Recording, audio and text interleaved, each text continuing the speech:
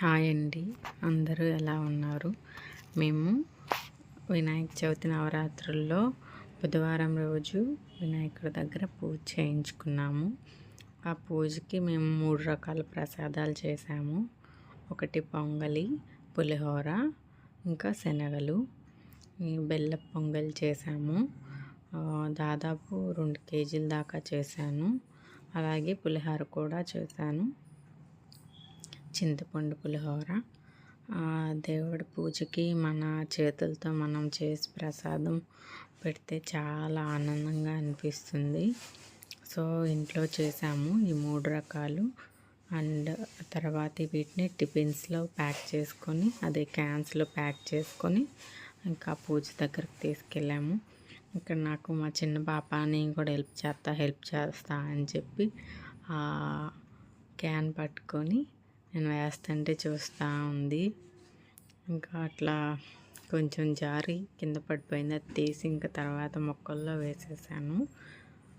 ఇలాగా మేము ఈ 3 రకాల ప్రసాదాలు చేసుకొని పూజకు కావలసిన కొబ్బరికాయలు, పళ్ళు, పూలు, తమలపాకులు అన్నీ తీసుకొని వెళ్ళాము పూజకి. పూజ అయితే చాలా బాగా జరిగింది.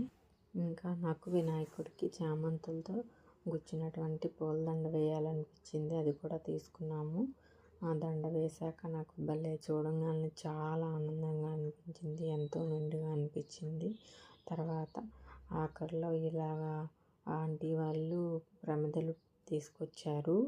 బియ్యం పిండితో చేసి ఒత్తులు వేస్తారు కదా, ఆవు నెయ్యి వేసి ఆ ప్రమిదలు వెలిగించి ఇద్దరం కలిసి హారతి ఇచ్చాము.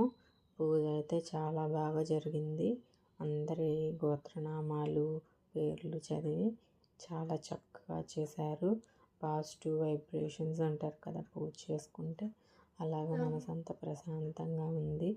మనకి ఎన్ని సమస్యలు ఉన్నా ఏదైనా టెంపుల్కి వెళ్ళినా లేకపోతే ఏదైనా దేవుడికి చిన్న పూజ చేసుకున్నా మనసు ఎంతో ప్రశాంతంగా ఉంటుంది. చివరిగా మేమందరం ఫొటోస్ దిగాము, ఫ్యామిలీ ఫొటోస్ కూడా దిగాము. ఇదైతే నేను ఫస్ట్ టైం చేసుకున్నాను ఇలాగా. మీకు కుదిరితే చేసుకోండి. ప్రతి ఒక్కరికి లైఫ్లో ఒక ఛాన్స్ వస్తుంది.